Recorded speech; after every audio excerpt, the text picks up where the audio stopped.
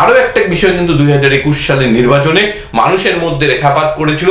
শুধুমাত্র যে কারচুপির অভিযোগেই সমস্ত ওলটপালট হয়ে গিয়েছে তা কিন্তু নয়। এক নম্বর শীতলকুচির যে ঘটনা, সেই ঘটনার যে দিক, সেই দিককে ঘুরিয়ে দিতে পেরেছিল কিন্তু তৃণমূল কংগ্রেস। তারা কিন্তু প্রচার করতে পেরেছিল যে কেন্দ্রীয় বাহিনীর মানুষের সঙ্গে একটা সঠিক ব্যবহার করেনি শীতলকুচিতে, কিন্তু তার যে পাল্টা প্রচার, সেই প্রচার কিন্তু বিজেপি করে উঠতে পারেনি। এবারের ক্ষেত্রেও আমরা দেখতে পাচ্ছি যে সিএ নিয়ে যে ভুল মন্তব্য রয়েছে বা যে ভুল ধারণা মানুষের মধ্যে রয়েছে, সেটাকেও কিন্তু নির্মূল করবার ব্যাপারে তৃণমূল কংগ্রেস যতটা প্রচার করতে পারছে সিএ নিয়ে কেন্দ্রীয় সরকারের বিরুদ্ধে, সেই প্রচারের পাল্টা কিন্তু বিজেপি এখনো কিন্তু গড়ে উঠতে পারেনি। এটা গেল একটা গুরুত্বপূর্ণ দিক। সুতরাং এই যে দিকগুলি, এই দিকগুলিকে কিন্তু আমরা যদি দেখি কারচুপির বাইরেও গিয়েও কিন্তু এই বিষয়গুলি উঠে আসে এবং নেতা নেত্রীদের একেবারে ঝাঁপিয়ে পড়তে হয় ময়দানে, এবং সেটা যদি সম্ভব হয় তাহলে কিন্তু ভোটে অবতীর্ণ হয়ে জয়লাভ করা সম্ভব হয়। এবার সবচেয়ে ভালো জিনিস যেটা দেখা যাচ্ছে, কংগ্রেস এবং আমরা যদি দেখি বামফ্রন্টের ক্ষেত্রে বোঝাপড়া হোক কিংবা না হোক, কংগ্রেস কিন্তু নিজের দুটি জমি, সেই জমি কিন্তু আঁকড়ে রাখার জন্য সর্বতভাবে চেষ্টা করছে। এক নম্বর মালদা, 2 নম্বর মুর্শিদাবাদ। অন্যদিকে যদি দেখি আমরা বামফ্রন্টের ক্ষেত্রে, বামফ্রন্ট কিন্তু এবার যে প্রার্থী তারা চয়ন করেছে তাদের বিরুদ্ধে দীর্ঘদিনের যে অভিযোগ ছিল, সেই অভিযোগ ছিল যে বয়স্ক মানুষদের তারা কিন্তু ছাড়েন না, তাদের উপরেই ভরসা রাখেন। এবার কিন্তু তার পরিবর্তন হয়েছে। বয়স্ক যারা রয়েছেন, অভিজ্ঞ মাথা যারা রয়েছেন, মোহাম্মদ সেলিমদের মতো, তাদেরকে যেমন প্রার্থী করা হয়েছে, সৃজন চক্রবর্তীদের যেমন প্রার্থী করা হয়েছে, সেই সঙ্গে এবার প্রচুর নতুন মুখকে কিন্তু প্রার্থী করা হয়েছে। জলপাইগুড়ি কেন্দ্রে যেমন দেবরাজ বর্মনকে প্রার্থী করা হয়েছে, ইপসিতে আপনার প্রার্থী করা হয়েছে। বিভিন্ন জায়গায় আমরা যদি দেখি তাহলে দেখতে পাবো সায়নকে প্রার্থী করা হয়েছে, অর্থাৎ নতুন মুখদের কিন্তু তুলে আনা হয়েছে। এটা কিন্তু একটা উল্লেখযোগ্য দিক এবারে জেনে। এবং বামফ্রন্টকে আমরা দেখতে পাচ্ছি প্রথম দিন থেকে তারা কিন্তু ময়দানে নেমে পড়েছে এবং তারা দুর্নীতির বিরুদ্ধে লড়াই করছেন। তারা মাঠে ঘাটে গিয়ে বৃষ্টিকে উপেক্ষা করে তারা কিন্তু প্রচার চালাচ্ছেন, সাইকেলে করে প্রচার চালাচ্ছেন। অর্থাৎ বামফ্রন্ট এবার কিন্তু অনেক বেশি উজ্জীবিত ভাবে তারা কিন্তু ময়দানে রেখেছে। এই যে বামফ্রন্ট যে ভোটটা কাটবে, এটা কার ভোট কাটবে? এটা তৃণমূল কংগ্রেস শাসক দলে ভোট কাটবে, না বিরোধী দল বা কেন্দ্রের শাসক দল বিজেপির ভোট কাটবে? তার উপরে কিন্তু অনেক কিছু নির্ভর করবে। সুতরাং এইবারের যে নির্বাচন, এইবারের নির্বাচন সব দিক থেকে কিন্তু জমজমাটি হয়ে উঠেছে এবং আমরা সজাগ নজর রাখবো যে কোনো ধরনের কারচুপির অভিযোগ, ছাপ্পার অভিযোগ ওঠে কিনা, এবং উঠলে সেটা আমরা কিন্তু মানুষের কাছে তুলে ধরবার চেষ্টা করব, যাতে নির্বাচন কমিশন সেটা দেখে সেটাকে পর্যবেক্ষণ করতে পারে, সিদ্ধান্ত নিতে পারে যে সত্যি এই ধরনের ঘটনা ঘটেছে কিনা, আর ঘটলে তার জন্য যা যা আইনত ব্যবস্থা রয়েছে সেটা নেবে। আর যদি না ঘটে তাহলেও কিন্তু মানুষ জানতে পারবে না এই ধরনের ঘটনার কোনো মূল ভিত্তি নেই, হাওয়াতে কিন্তু কথা বলা হচ্ছে। সুতরাং এই যে বিষয়গুলি, এই বিষয়গুলোর জন্য এবারের নির্বাচন আরো বেশি কিন্তু প্রাসঙ্গিক হয়ে উঠেছে এবং জলের মতো পরিষ্কার হয়েছে এবারের নির্বাচনে কোন দল কার কাছ থেকে কত টাকা পেয়েছে। এটা কিন্তু অত্যন্ত উল্লেখযোগ্য।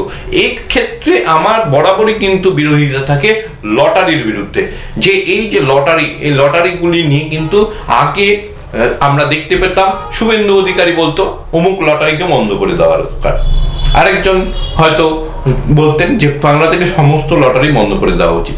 কিন্তু এখন যখন আমরা এই যে মানে নির্বাচনী বন্ডের মাধ্যমে চাঁদা নেওয়ার প্রক্রিয়ার যে শোনা গেল এবং তারপরে যে তথ্য প্রকাশিত হলো এসবিআই এর পক্ষ থেকে, তাতে কিন্তু পরিষ্কার দেখা যাচ্ছে কে কত টাকা নিয়েছে। লটারি থেকে কিন্তু ভারতীয় জনতা পার্টি 100 কোটি টাকা নিয়েছে। সুতরাং যেই কোম্পানি বন্ধ করবার জন্য বিরোধী দলনেতা এতটা উদ্বিগ্ন বা তিনি চেষ্টা করছেন, তার দলে তো টাকা নিয়ে বসে রয়েছে। সুতরাং এই ধরনের যে ঘটনা, সেই ঘটনাগুলো কিন্তু প্রভাব ফেলবে। অন্যদিকে তৃণমূল কংগ্রেস যারা কিন্তু দাবি করেন যে গরিবের দল, তাদেরও কিন্তু দেখা যাচ্ছে যে লটারি কোম্পানির মাধ্যমে সবচেয়ে বেশি টাকা তারা কিন্তু নিয়েছেন এবং নির্বাচনী বন্ডের মাধ্যমে।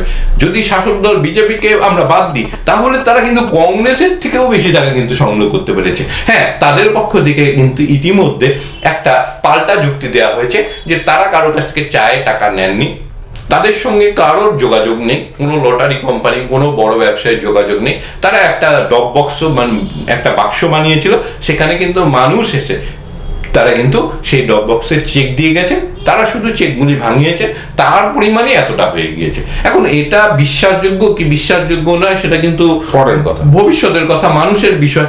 কিন্তু তারা একটা তাদের যে যুক্তি, সেই যুক্তি কিন্তু খাড়া করে দিয়েছেন। অন্যদিকে ভারতীয় জনতা পার্টি তারা যে যুক্তি দিচ্ছেন যে তারা বড় দল, ফলে তাদের বেশি টাকা আসবে, এটা স্বাভাবিক ব্যাপার, তারাও কিন্তু একটা যুক্তি দিয়েছে। অন্যদিকে যদি দেখি তাহলে আমরা দেখতে পাবো বামফ্রন্ট, বিশেষত সিপিআইএম, যেহেতু পশ্চিমবাংলার পার্টিতে, তারা কিন্তু পরিষ্কার বলছে আমরা এই ধরনের কোনো টাকা নিই না, আগেও যতবার আমাদেরকে অফার করা হয়েছিল আমরা কিন্তু সেই যে অফার সেগুলো কিন্তু রিজেক্ট করেছি। সুতরাং বামফ্রন্ট কিন্তু তাদের যে আদর্শগত, তাদের যে পরিচিতি, সেটা কিন্তু ব্যাখ্যা করে দিয়েছে। তৃণমূল কংগ্রেস তাদের যে টাকা পাওয়ার ক্ষেত্রে যে অন্য কোনো অভিসন্ধি নেই, সেটাও কিন্তু তারা প্রকাশ করে দিয়েছে। অন্যদিকে ভারতীয় জনতা পার্টি তারা সরাসরি দাবি করছেন যে এটা তো একটা স্বচ্ছ প্রক্রিয়া, আমরা নির্বাচনী বন্ডের মাধ্যমে টাকা নেওয়ার প্রথা কিন্তু এনেছি, এবং 2019 সাল থেকে 24 সাল পর্যন্ত পুরো পরিষ্কার জলের মতো। সুতরাং এটা শুধুমাত্র আমাদের এই স্বচ্ছতার জন্য হয়েছে। এখন মানুষ কোনটাকে গ্রহণ করে নির্বাচনী বন্ডের এই ইস্যুটাতে, সেটাও কিন্তু দেখবার, অর্থাৎ বেশ কয়েকটি কিন্তু ইস্যু রয়েছে। শুধু যে ভোটে কারচুপি সেটা কিন্তু ইস্যু নয়, ভোটে কারচুপি রোধ করবার জন্য যেমন ভাবে নির্বাচন কমিশনকে উদ্যোগী হতে হবে, তেমন ভাবে কিন্তু উদ্যোগ নিতে হবে বিরোধী দল এবং শাসক দল দুই পক্ষকেই। কারণ এবার যে নির্বাচন, সেই নির্বাচন কিন্তু মুখ্যমন্ত্রী নির্বাচন করে না। এই নির্বাচনের মাধ্যমে আমরা একটা গণতন্ত্রের ক্ষেত্রে একটা সংসদ সভা কিন্তু আমরা তৈরি করি, এবং সাংসদকে আমরা কিন্তু সেই সভাতে পাঠাই, এবং তার মাধ্যমে প্রধানমন্ত্রী কিন্তু নির্বাচিত হয়। সুতরাং এইখানে কিন্তু কারচুপির যে করবার জায়গা, সেটা কিন্তু শাসক দলের যেমন রয়ে থাকে, অন্য ক্ষেত্রে এখানে কিন্তু বিরোধী দলের, অর্থাৎ পশ্চিমবাংলার যিনি বিরোধী দল, তাদেরও কিন্তু রয়েছে। সুতরাং সবাইকে কিন্তু এই ধরনের প্রচেষ্টার বিরুদ্ধে রুখে দাঁড়াতে হবে, যাতে ভারতীয় জনতা পার্টি কোনোভাবে কারচুপি করতে না পারে, যাতে তৃণমূল কংগ্রেস কোনোভাবে কারচুপি করতে না পারে, যাতে বামফ্রন্ট, কংগ্রেস, আইএসএফ কোনোভাবে কারচুপি করতে না পারে, যাতে কোনো নির্দল শক্তিশালী সে যাতে কারচুপি না, এটা কিন্তু দেখার দায়িত্ব প্রত্যেকের বর্তায়। এবং এটা যদি হয় তাহলে কিন্তু গণতন্ত্র সুরক্ষিত হবে, অভিযোগ উঠবে না। এবং যে আমরা যদি দেখি যে নির্বাচনী যে সমীক্ষাগুলি, সেই সমীক্ষাগুলির ফলাফল কিছুটা হলেও কিন্তু প্রকাশিত হবে, না হলে কিন্তু এই যে বিভিন্ন ধরনের যে সার্ভেগুলি হয়, সেই সার্ভেগুলি কিন্তু মিলবে না। আপনারা কিন্তু এতক্ষণ শুনলেন সুমন বসু রায়ের বিশ্লেষণ।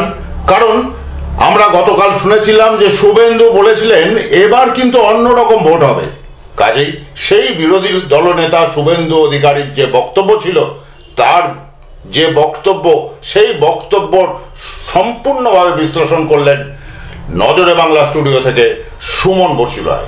আমরা আবার ফিরে আসবো অন্য কোনো সংবাদ নিয়ে, ততক্ষণের জন্য নমস্কার।